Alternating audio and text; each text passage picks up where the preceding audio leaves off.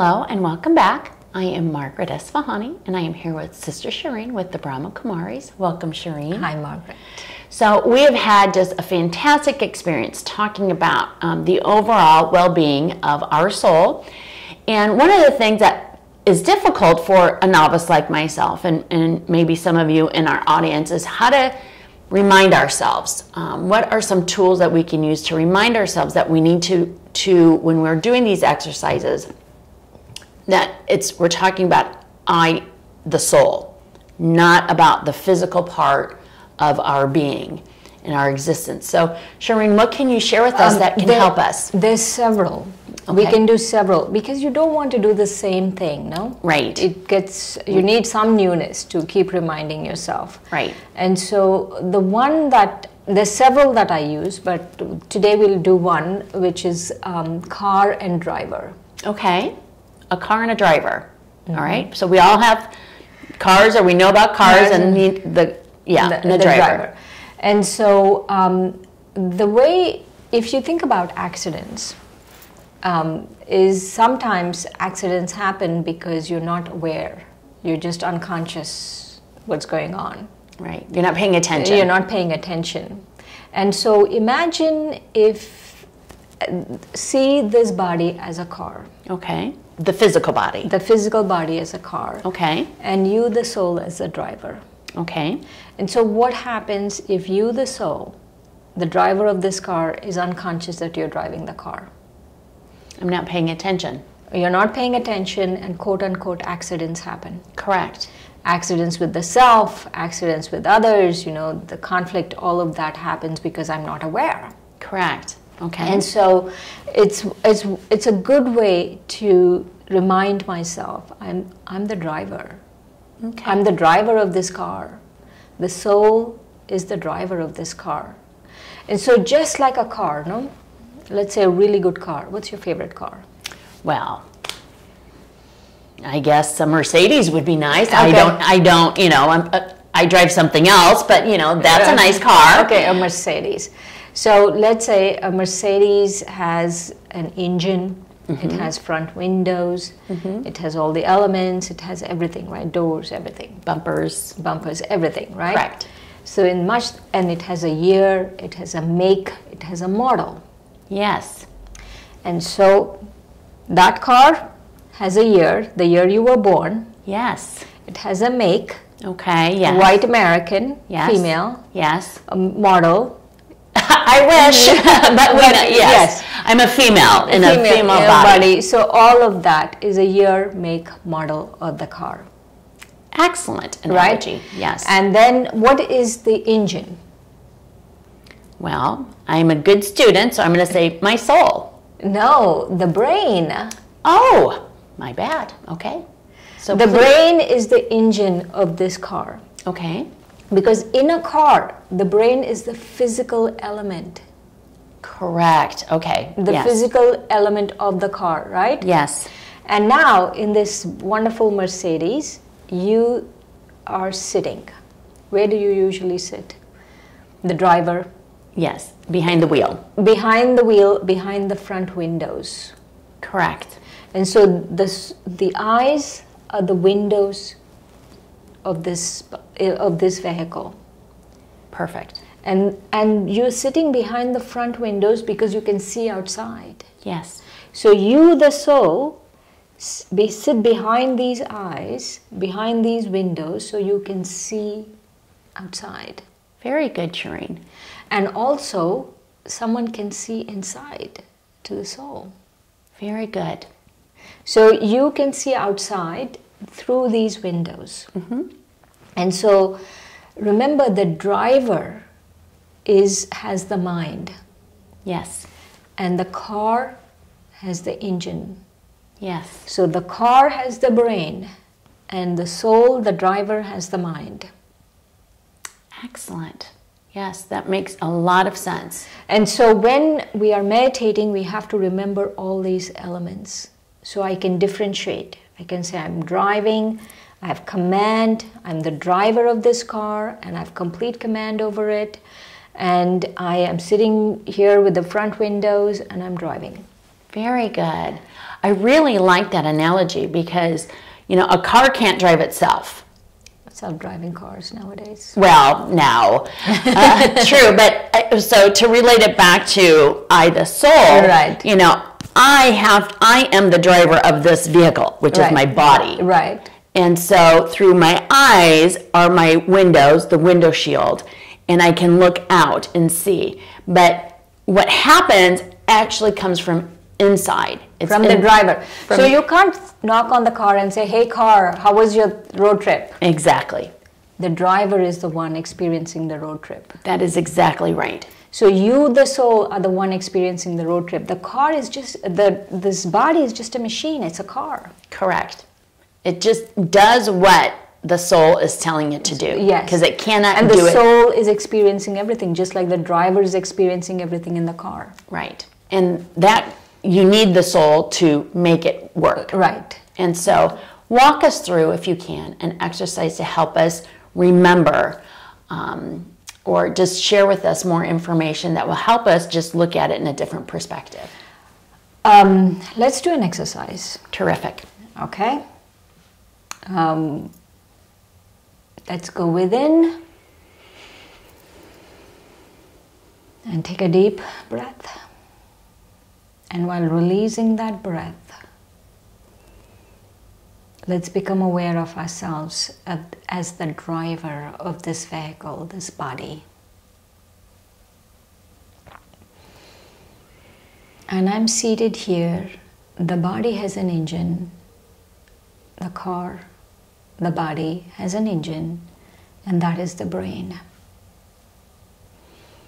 So I'm seated at the base of the engine of the body, the brain, and I'm looking out through these windows, the eyes. And I am the driver, the master. I'm the one who has command over this body.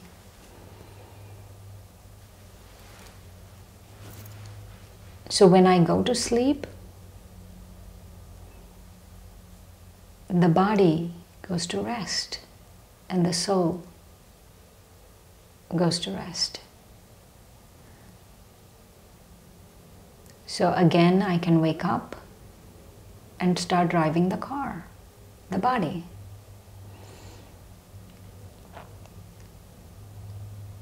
So let me do that now. Let me drive this car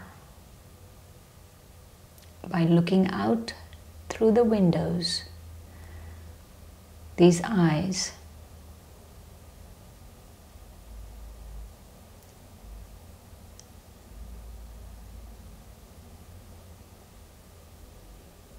and then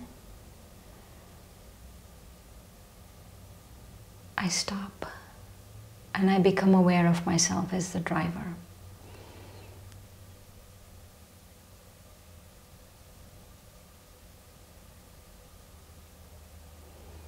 Just as a car needs fuel for it to drive, the same way the body needs fuel, and that's food. And I, the soul, am feeding this body. The fuel, I'm providing the fuel. If I decide not to eat, the body doesn't get fuel.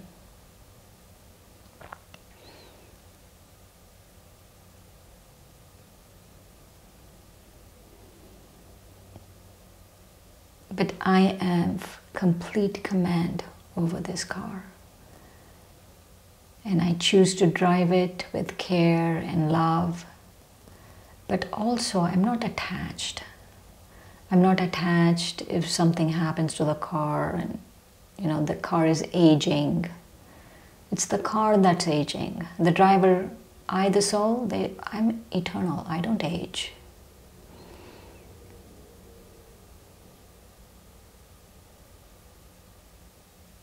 And so again, I become aware of myself as the driver of this vehicle, this body. And I'm seated right here behind these eyes, these windows, and I'm looking out through these windows.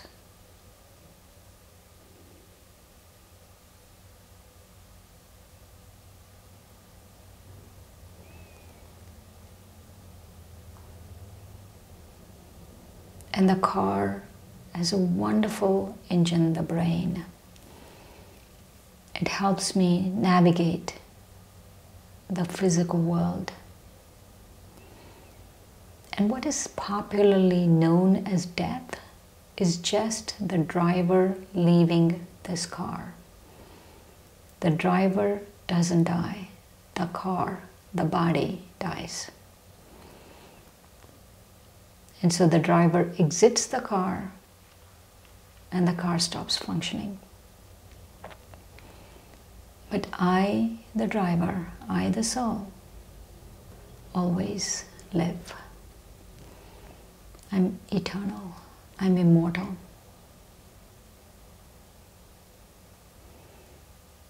And I, the driver, am the experiencing being in this car.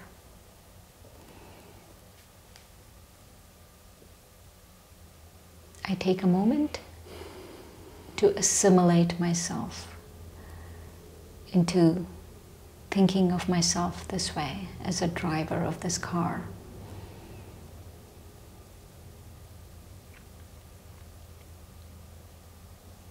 And with that thought, I come back to this room. Om Shanti, I am peace. Om Shanti, Shireen. Thank you. So, Shireen, if it's okay, I'd like to ask a few questions about my experience during this particular meditation. You made a good point. Can I equate this to help sort of look at it differently?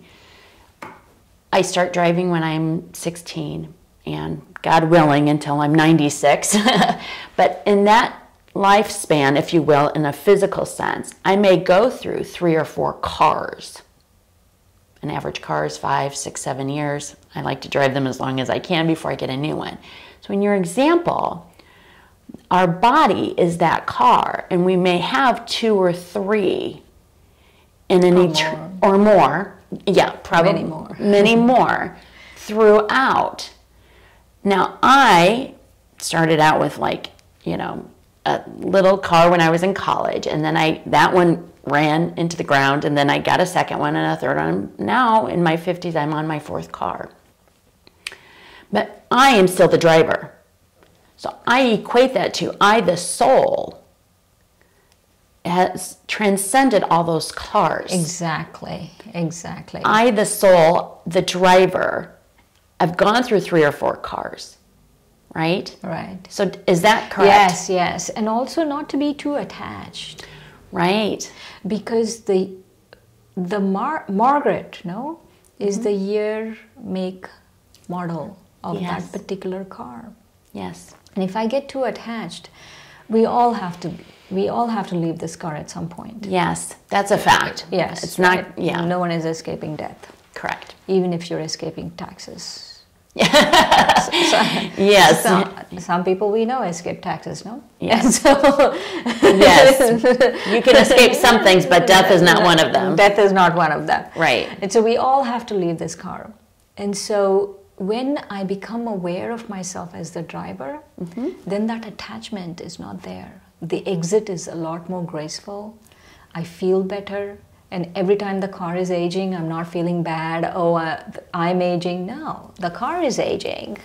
You know, that's such an excellent point. And I think all of us can relate to this analogy because it's a tangible. So, for us that, as we live in the body conscious world, this is a perfect reminder that I may go through 3 or 4 different vehicles, but I still remain the same. Yes, yes. So fantastic, yeah. Shireen. Any last words of wisdom for us? When you're the driver, you have command. When you know you're the driver, you have command. Just by shifting that consciousness, it seems very simple, but it's a very profound shift in consciousness. I'm the driver, I'm the master, I have command. So with that, fabulous words of wisdom, Shireen, I thank you very much for sharing.